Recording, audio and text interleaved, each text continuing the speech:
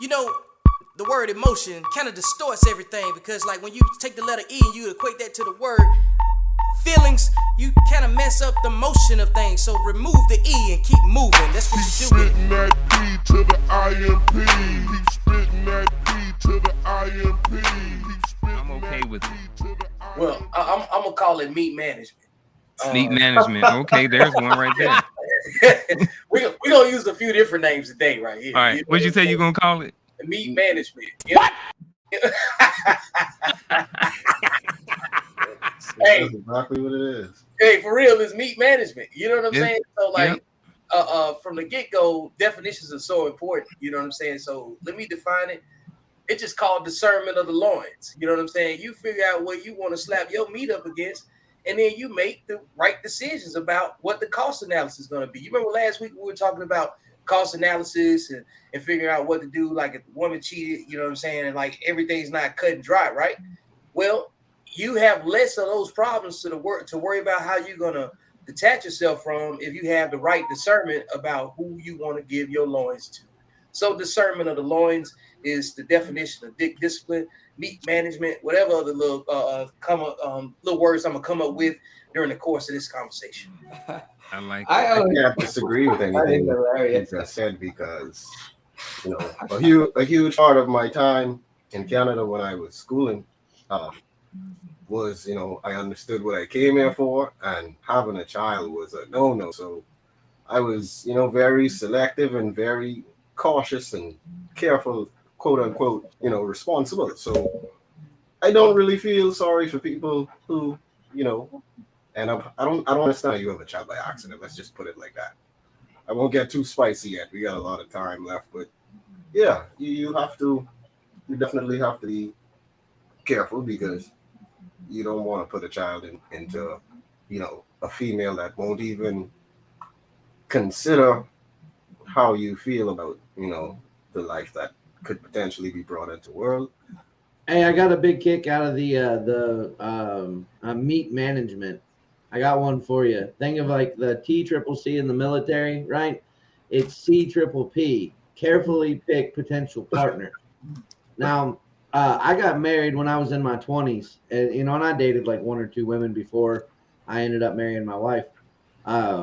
We lasted for about a little over a decade, and I re-entered the dating game in my 30s, which is early 30s, which is a terrible time to put anybody in that position, because we know a few things, because we've seen a few things, and we got money, so we're dangerous.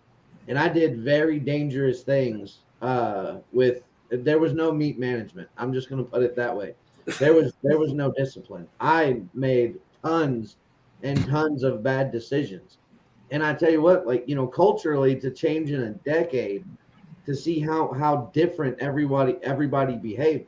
You know, when I was in my teens and fooling around and things like that, you never once ever considered going in without some type of protection. You know, it is like that was just, it was like blasphemous. In my 30s, I was actively encouraged not to use protection of any type.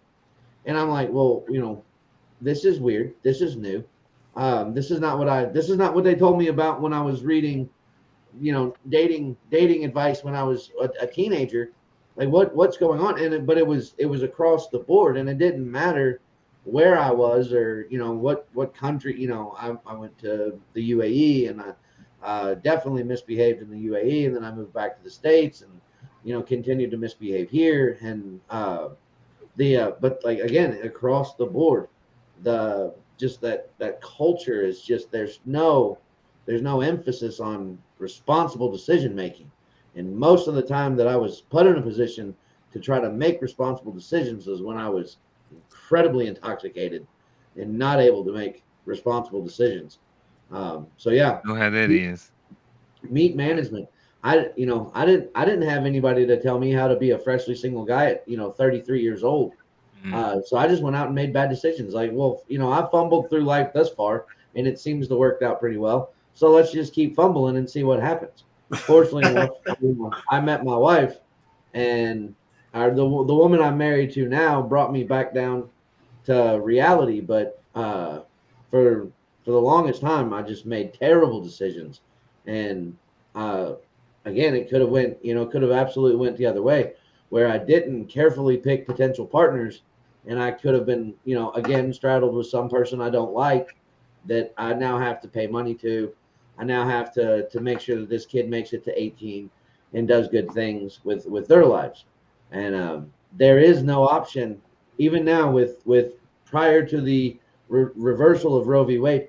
If a woman decided to have an abortion and I was anti that, I had no option. And now, if a woman is in a position where she's forced either by law or by society or by personal choice to carry that thing to full term, I still have no options.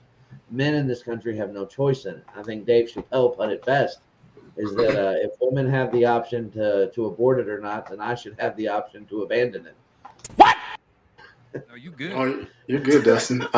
Just from my personal experience, I'm a young dad and whatnot, and my dating is different than Dustin's and everybody else's. But I think what it boils down to is penis control or meat management is not out pumping your bank account.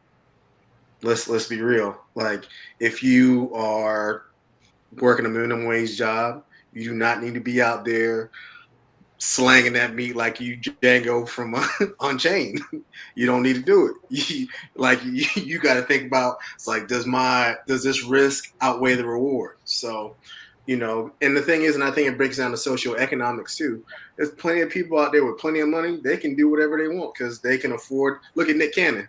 He don't need to have meat management. He can afford to do what he's doing. And he has set the precedent where he is probably in a financial situation where he can pay those women to keep up with this procreating all this life. But, you see it with guys like, who's that NFL player who had like almost, I think he's got like double digit kids. I think, is it Cromartie? Yeah, it is Antoine. It is Roger. Yeah. So, Chargers, that's my team, I know. Yeah, I'm sorry. You just can play 7-on-7 with each other. Yeah, so, but his bank account can handle it. But he knew after the league, I even think he has a TV show following his life, a reality show with his kids, to show like how he's trying to cope with trying to parent all them kids that he made. So, like I said, it's just making sure you're not out pumping your bank account. Essentially, that's proper control. I think. Well, I was raised with penis control means do I want to spend I look at every woman even today as a single man. I look at every woman when I was younger today. When I was younger, I was more in heat, right? You're in heat when you're younger. You just look left and you're like, ding. But for me, dick discipline always was, I looked at every girl and I still do that today. Do I want to spend the rest of my life looking at this woman? Right? That's how I look at it. I put that kind of pressure on myself. And like Chris, I was more focused on school, getting where I need to go in my career, this and that, because I wanted my pickings to be good. I didn't want the fat chick. I wanted it to be good. Sir. I wanted to know what a dime felt like, right? So I was raised with that manner in dick discipline. It was very strict. I mean, I would double bag it just to make sure. What? I would actually call the girl. I would keep straight with the girl for a week just to make sure she got that period, right? Up until she got a period. Dog, right? That's so many stories. So I'd wait until she told me the time of the month came. Right after that, I was done with her, right? No more calls, no more nothing, no more texting.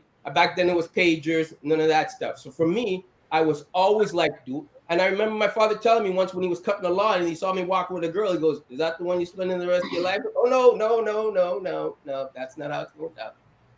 So I think it's a wise for every gentleman coming up to look at it. Look at every woman you deal with and go, do you want to spend the rest of your life with her, right? Because you're going to be careful. And then you look at yourself financially, and you ask yourself, am I good for this? No matter how fine she is, right? Because I was always one hotter than the next. And after you get bored, you want to trade her in for a newer model anyways, right? Until she's the one you want to settle down with. That's how it is, right? And if she's spreading it easy for you, you ain't the first one in there. So for me, that was very important. Yeah. Very, very important. Because I always believe you're as good as the company you keep. And if she's like that with me, whatever I'm doing to her, I'm sure she's been it with somebody else. So right there, dick discipline was, do I want to spend the rest of my life with this woman? Right? On top of the finance, because I know that she's capable of ruining my life. And not because not by anything she says or does, just because if you put a child into the equation, I'm not going to be able to draw for 18 hours. I'm not going to be able to study for 12 hours, right? My weekends are gone. My coming down from a stress day is gone. That's all gone. Now I have to turn it over, flip my life around. So gentlemen need to ask themselves that, right? Especially look at themselves where they are in life. Now, as they say, the Pookies and Ray Rays, they ain't got no place to be. That's different. But any man that's got his stuff together, got his life together, that's the first thing he should ask himself. Look at that woman and say, is that the best you can do? Because that's what you're going to be stuck with for 21 for the rest of your life, let's just say. Because that phone's going to always ring. Antoine, define for the audience what a Pookie or a Ray Ray is. For me, those are the guys who hang on the street corner. The guys that can't even form a proper sentence. They can't. They don't know what a school book is besides throwing it at somebody. All right, let's be real. They don't have the know-how. They make their money fast and it's fast. They're the ones that actually should write a book on game because they're getting every girl out there destroyed. A few moments later. They're the ones that should write a book and cash in on their skills because their boys are good. I mean, I'm serious. I've heard some lingo come out of their mouth. I'm like, how are you walking home with that? Right? I mean, education for that girl went out the window. So whatever they're saying, they're doing it right. Without getting too far deep. I just found it. Ray Rays, the one that have nothing better to do, right? And they don't mind destroying lives. They don't mind destroying the woman's lives. They don't mind telling her not to study. They don't want to see her get ahead because it's all about them. Not to mention, and it's not necessarily the ghetto and the this and the that and the status in life. For me, it's a mindset of Pookie and Ray. It's the mindset and how they come at you, right? And they don't bring no value into your life. You're as good as their next conquer. Like, be clear on that. That's to me what IMP, he's spitting that